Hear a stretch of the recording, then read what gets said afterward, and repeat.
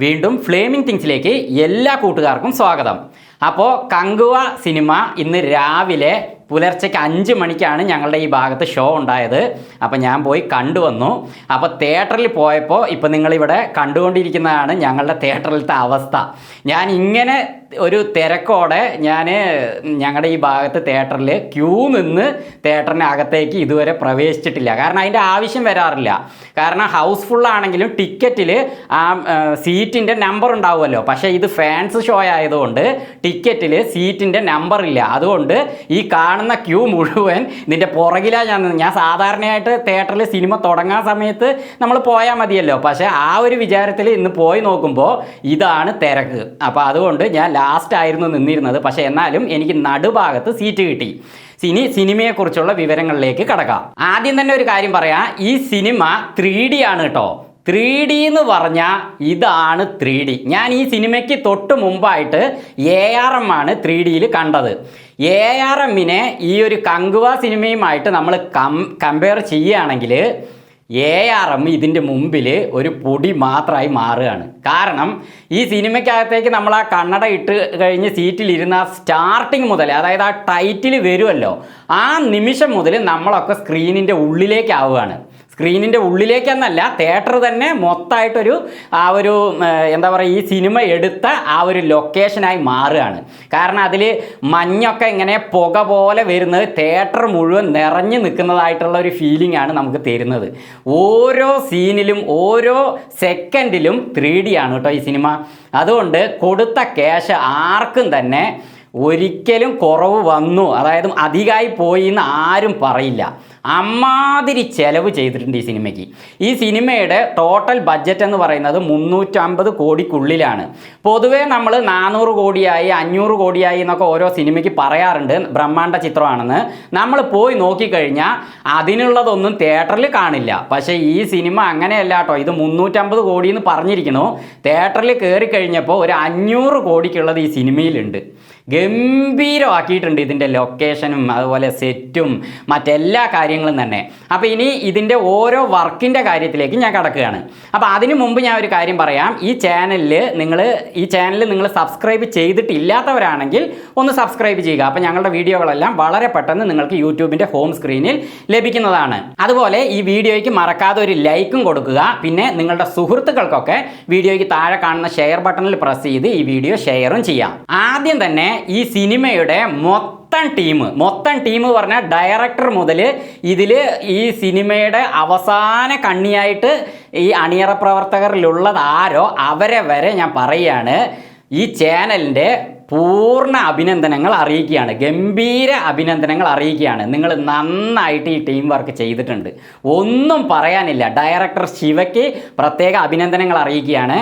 അതേപോലെ തന്നെ ഈ സിനിമയുടെ ആർട്ട് വർക്ക് ചെയ്തിരിക്കുന്ന കിം ചോ ഹി ആൻഡ് മിലൻ, ഗംഭീര വർക്കാണ് കേട്ടോ. നിങ്ങളുടെ ഓരോ സീനിൽ ഉള്ളിലുള്ള സെറ്റ് വർക്ക്, അതുപോലെ ആ സിനിമ മുഴുവൻ തീയാണ്. നിങ്ങൾ ഭയങ്കരമായിട്ട് ഇതിൽ വർക്ക് ചെയ്തിട്ടുണ്ട്, ഒന്നും പറയാനില്ല, ഗംഭീരമായിട്ടുണ്ട്. അതേപോലെ തന്നെ കോസ്റ്റ്യൂം ഡിസൈൻ ചെയ്ത ദഡ്ഷ പിള്ളൈ, ഗംഭീര കോസ്റ്റ്യൂം വർക്കാണ്. അതേപോലെ തന്നെ മേക്കപ്പ്, ഈ സിനിമയുടെ മേക്കപ്പ് ചെയ്തിരിക്കുന്നത് കുപ്പുസ്വാമിയുടെ നേതൃത്വത്തിലാണ്. കുപ്പുസ്വാമി ഒരു ഒന്നൊന്നര കുപ്പുസ്വാമിയാണെന്ന് തെളിയിച്ചിട്ടുണ്ട്. കാരണം ഞാൻ ഒരാളുടെ മാത്രം പറയാം, സൂര്യയുടെ മേലെയുള്ള ഓരോ പാടുകൾ, ആ കണ്ണിലുള്ള വർക്ക്, അതേപോലെ ആ മുടി, ആ വേഷം എല്ലാം തന്നെ. വേഷം പിന്നെ വേറെ ടീമാണ്. പക്ഷേ ആ ഒരു മേക്കപ്പിലുള്ള വർക്ക് ഉണ്ടല്ലോ, ഒന്നും പറയാനില്ല പ്രിയപ്പെട്ടവരെ. സൂര്യ മാത്രമല്ല, ബോബി ഡിയോള്, പിന്നെ ഈ സിനിമയിൽ അഭിനയിച്ചിരിക്കുന്ന എല്ലാവർക്കും തന്നെ ആ വേഷത്തിൽ ഇവർ ചെയ്തിരിക്കുന്ന, ആ മേക്കപ്പിൽ ചെയ്തിരിക്കുന്ന കാര്യങ്ങൾ ഒന്നും പറയാനില്ല.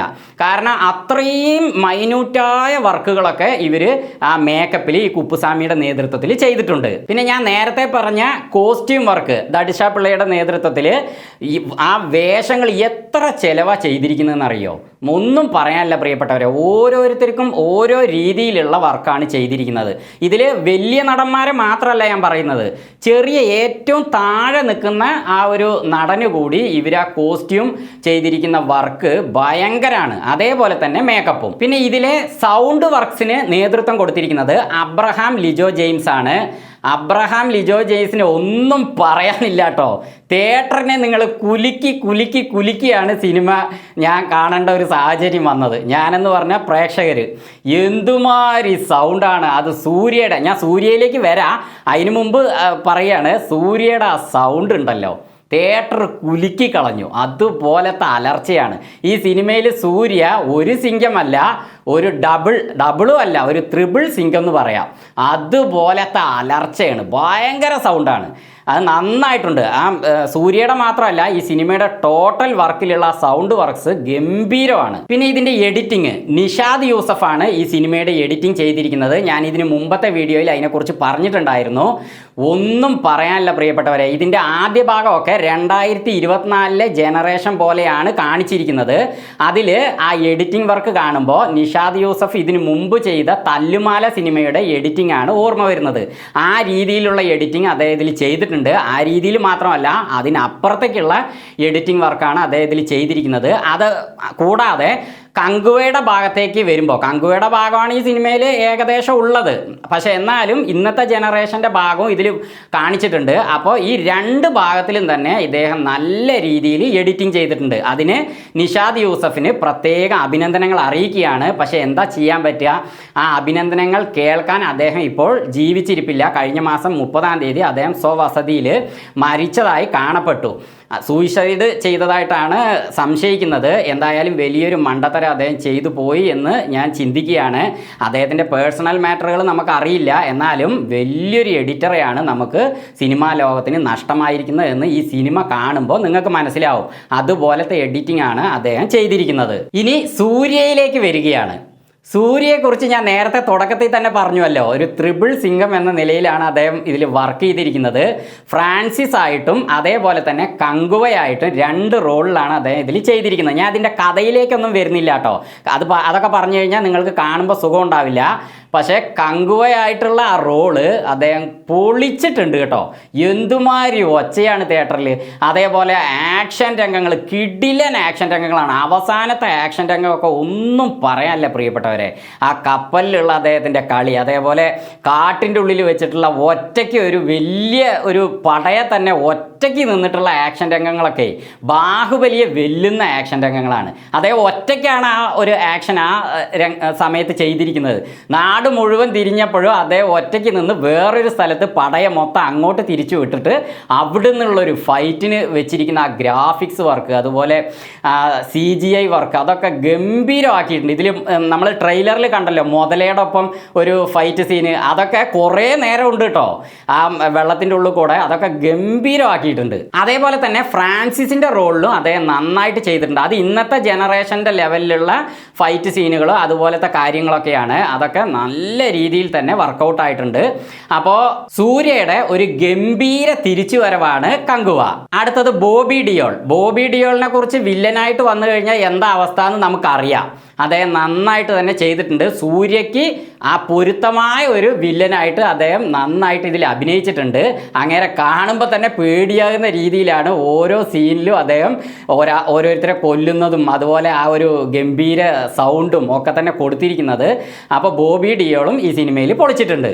അടുത്തത് കാമിയോ റോളിൽ വരുന്ന താരം, അത് എല്ലാവരും തന്നെ അറിഞ്ഞിട്ടുണ്ടല്ലോ. കാമിയോ റോളിൽ കാർത്തിയാണ് ഇതിൽ വന്നിരിക്കുന്നത്. എന്താ പറയുക കാർത്തിനെ കുറിച്ച്.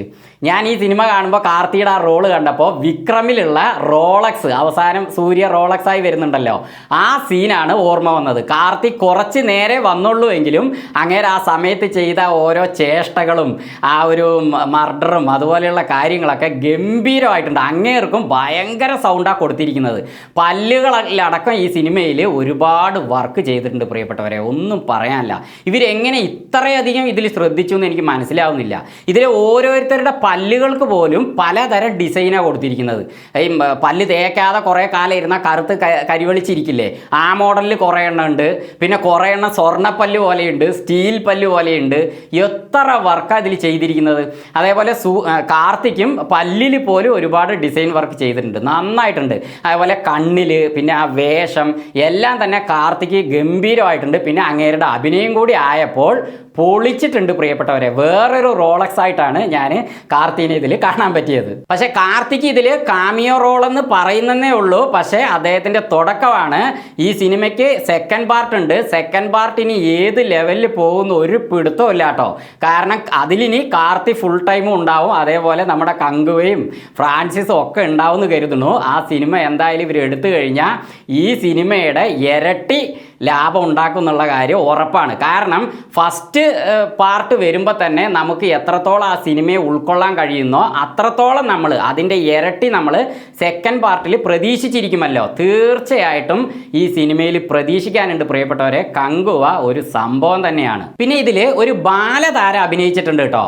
ആ പയ്യൻ്റെ പേരെന്താണെന്ന് അറിയില്ല, നന്നായിട്ട് ആ പയ്യൻ അഭിനയിച്ചിട്ടുണ്ട്. ആ പയ്യനും അതേപോലെ കങ്കുവ ഫ്രാൻസിസിനൊക്കെ ഇടയിൽ വലിയൊരു സെൻറ്റിമെൻറ്റ്സ് ഇവരങ്ങനെ ഒളിപ്പിച്ച് വെച്ച് അങ്ങനെ കൊണ്ടുപോയിട്ട് ആ സിനിമയുടെ അവസാനം വരെ ആ രീതിയിലാണ് ഇവർ ആ കഥ എഴുതിയിരിക്കുന്നത്. ആ പയ്യൻ്റെ ആ ഒരു അഭിനയവും അതേപോലെ ആ കഥയിൽ ആ പയ്യനെ കൊണ്ടുവന്നതും ഒക്കെ ഗംഭീരമാക്കിയിട്ടുണ്ട്. പിന്നെ ഈ സിനിമയുടെ കഥ, തിരക്കഥ കാര്യങ്ങളൊക്കെ നന്നായിട്ട് തന്നെ ഇവർ ചെയ്തിട്ടുണ്ട്.